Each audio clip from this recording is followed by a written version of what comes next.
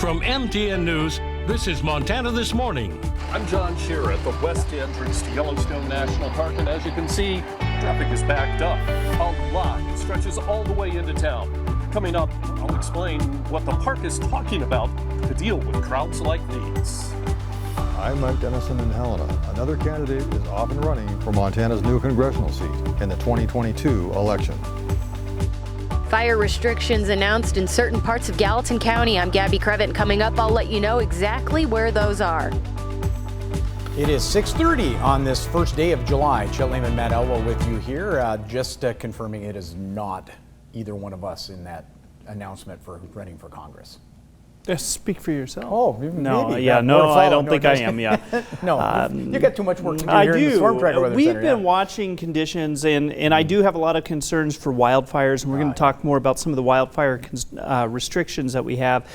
Temperatures even into the morning.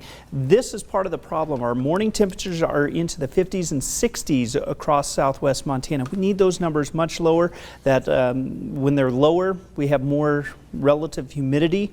And that's what really helps us aid the recovery for wildfire potential during the overnight. Daytime highs still hot. It looks like 90s. There is a chance that we could see some showers and maybe some thunderstorms in the area for the afternoon. I don't think it's going to be a difference maker for drought conditions, but it will bring some relief. We'll talk more about that in just a little bit. Thank you, Matt. Just ahead of 6:32 now as the July 4th holiday approaches, Yellowstone National Park seeing record numbers of visitors. It's leading to long lines and crowded venues. MTN's John Shearer reports that the park could see as many as 1 million more visitors this season than just a year ago. This is it. This is what Yellowstone National Park visitation is like this year. This line of traffic stretches back about a mile to West Yellowstone, rounds the corner, and stretches another half mile down the main street after that. Now, whether this bothers you or not depends a lot, according to recent surveys, who you are, what your attitudes are like, and even where you're from. A lot of our visitors are from big cities. They're used to a lot of cars. They're used to a lot of lines. It's actually not as bad as we expected. We thought it would be much worse. Really? Yeah, it's not bad at all. They're long, but it's okay. We'll take our time. It's a little bit more than we were expecting, but we were saying that it's a lot better to sit in traffic in Yellowstone than it is in Boston. So we're starting to see our gates start backing up at like 6:45 in the morning. That's new this year. There are many iconic sites that are on people's bucket list, and they're going to go to Old Faithful. They're going to go to Grand Prismatic. That's Park Superintendent Cam Sholey, who says while Old Faithful and the Midway Geyser Basin, where Grand Prismatic Spring is located, are the most popular parts of the park, there are also crowding issues at the Norris Geyser Basin and in the Canyon area, which is home to the upper and lower falls of the Yellowstone River. We have congestion issues in our parks and need to find ways here to maybe relieve some of those pressures. At a U.S. Senate hearing in Washington, D.C., Montana Senator Steve Daines echoed concerns of many about the soaring popularity of parks this summer.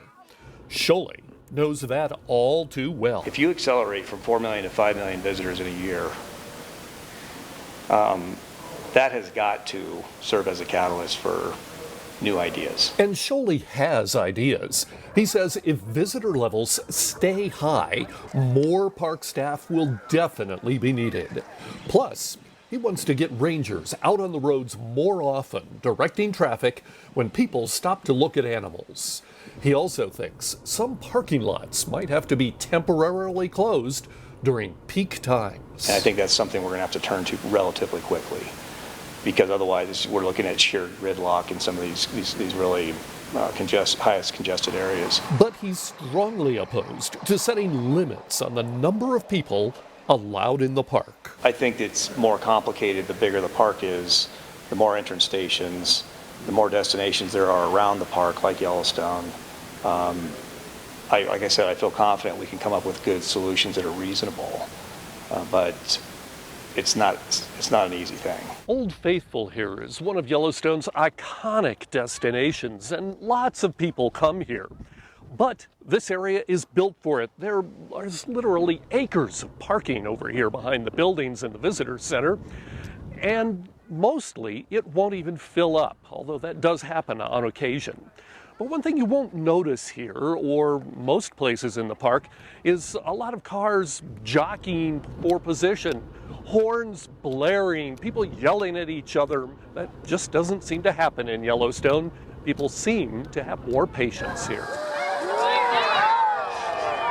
In Yellowstone National Park, I'm John Shearer, MTN News. Now you can see our full discussion with Yellowstone Superintendent Cam Shawley about the crowds at Yellowstone on our website. It's also where you'll see a discussion about those crowds with West Yellowstone Chamber of Commerce CEO Katrina Wise. Don't forget to click on the video of the rock, paper, scissors guy. You'll promise you'll love that too. In other headlines this morning, as you may know, Montana getting a new congressional seat in 2022, and candidates already preparing to run or at least considering running for this new yet-to-be-drawn district. The first Democrat to get into the race is announcing this morning. MTN's chief political reporter Mike Dennison has that story.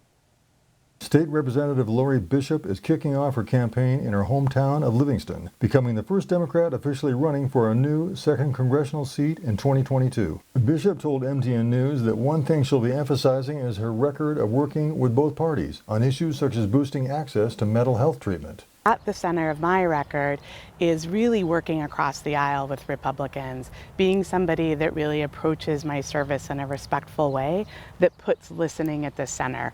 Bishop is the director of a group that coordinates after-school programs and has been a state representative since 2017. She moved to Montana in 1996 from upstate New York.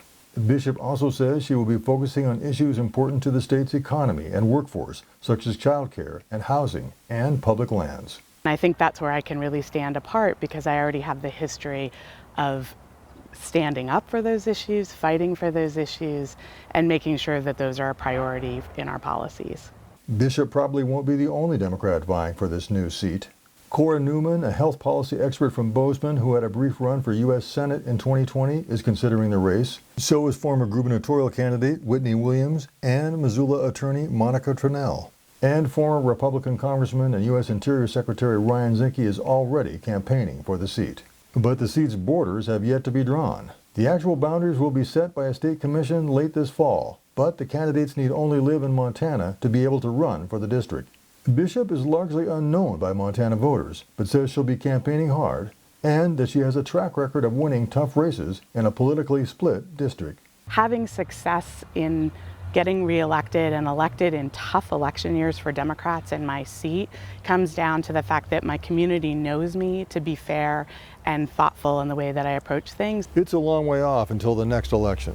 But one of the big questions here in Montana is whether Democrats can bounce back from the shellacking that they took in 2020.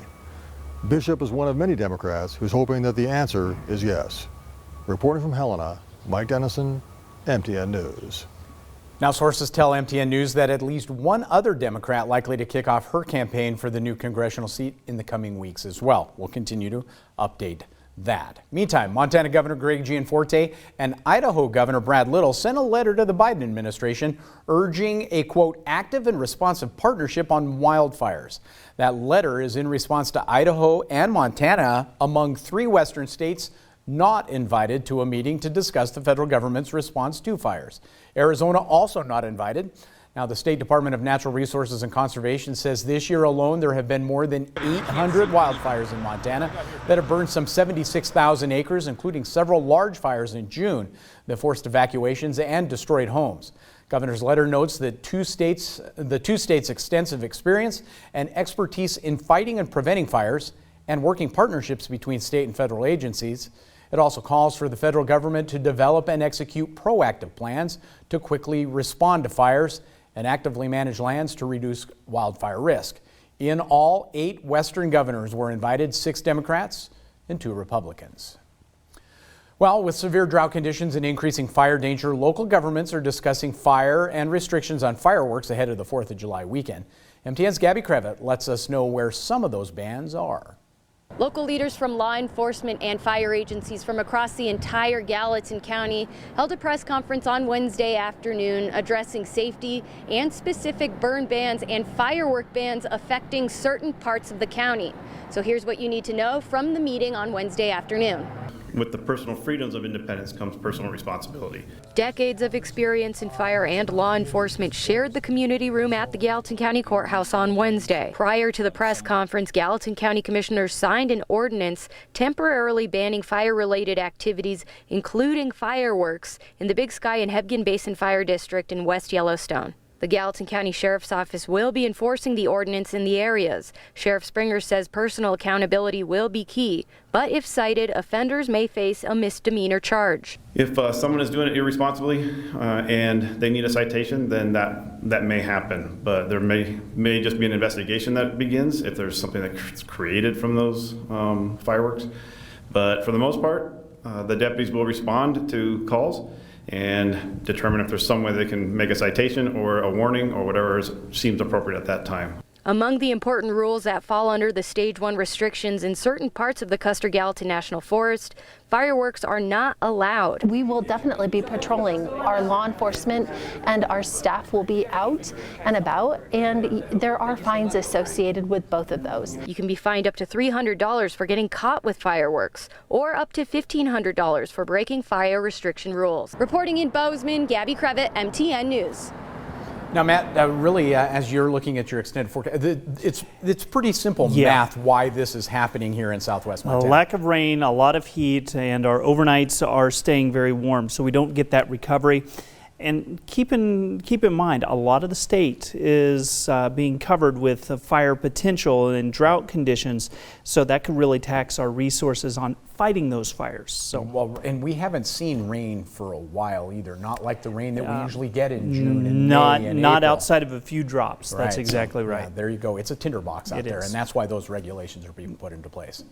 6:42, we're going to take a break. When we come back, college athletes can start making money on their name. How that will work and what the NCAA says will be happening coming up next. But first, here's Gail King with a look at what's coming up at 7 o'clock on CBS This Morning.